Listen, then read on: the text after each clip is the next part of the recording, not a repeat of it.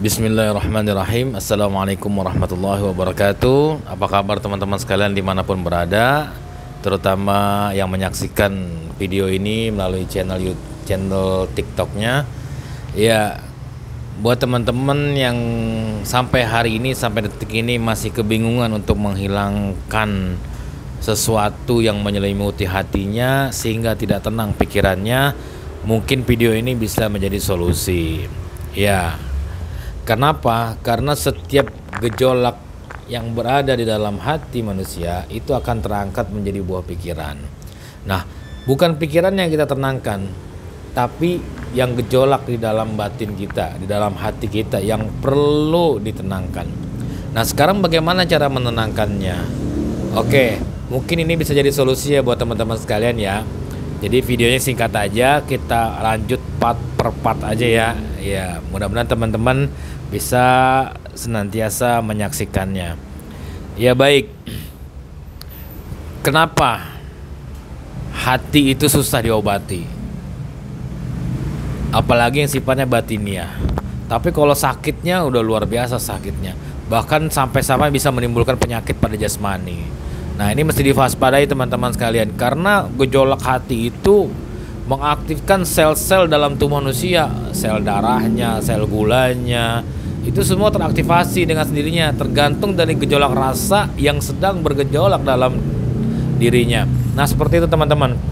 Nah, sekarang kalau memang pengen sembuh, dari penyakit hatinya, teman-teman harus tahu dulu rumus mengobati penyakit hati. Nah, di video singkat ini saya akan coba menjabarkan sedikit demi sedikit tentang rumus untuk mengobati penyakit hati. Nah, ini mohon maaf, ini penyakit hati ini kan yang sifatnya batiniah, tidak terdeteksi oleh medis, tidak terdeteksi oleh alat medis, tidak terdeteksi oleh pandangan mata kita, ya. Tapi rasanya ada, ya, dan rasa sakit. Nah, apa penyebab penyakit hati? Itu mesti kita ketahui dulu. Penyebabnya apa sih? Kok ada orang bisa berpenyakit hatinya? Mesti diketahui dulu, karena itu bisa menjadi celah. Bagaimana kita mengobati, tapi kita tidak tahu penyebabnya. Nah, di sini kita cari penyebabnya. Jadi harus diketahui dulu apa penyebabnya. Begitu teman-teman. Oke. Sekarang kesandaran kita kepada Al-Quran dan hadis tentunya. Fi qulubihim marad fazadahumullah marad. Dalam hati mereka itu ada penyakit, maka Allah akan tambahkan penyakit. Nah, qulubihim marad, dalam hati ada penyakit. Penyakit apa itu penyakit hati? Penyakitnya disebut dengan marad, yang menyerang kolbu. Ya. Marad yang menyerang kolbu. Ya, penyakit hati, penyakit yang tidak tampak oleh mata dan alat medis. Ya. Bukan penyakit secara johir ya. Penyakit secara johir insya Allah ke medis bisa ditangani. Tapi ini penyakit hati secara batiniah. Apa penyebab penyakit hati? Nah, ini mesti kita ketahui dulu. Oke. Yang pertama, penyakit hati itu pasti ada sumbernya. Kenapa orang bisa berpenyakit hati? Nah, sebelum kita masuk ke tahap dasar penyakit hati, yang paling puncak dari penyakit hati itu apa sih? Yang paling puncak adalah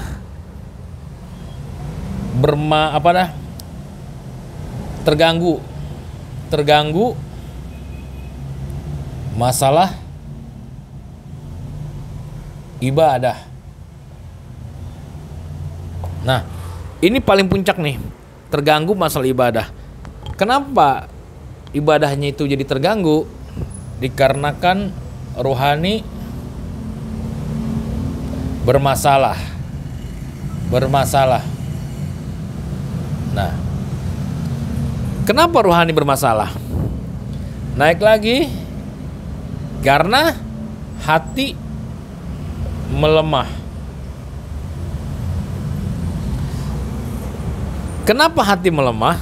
Nah, ini karena ada penyakit hati. Ini sesuai ya dengan penyakit jasmani. Kalau ada penyakit jasmani, maka yang melemah adalah jasmaninya.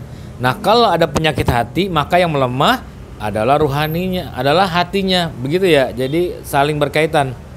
Nah, penyakit hati ini dari mana munculnya? Dari sakit hati. Nah, itu teman-teman. Jadi penyakit hati ini muncul dari sakit hati. Nah, sakit hati ini dari mana? Dari rasa sakit. Nah, dari rasa sakit.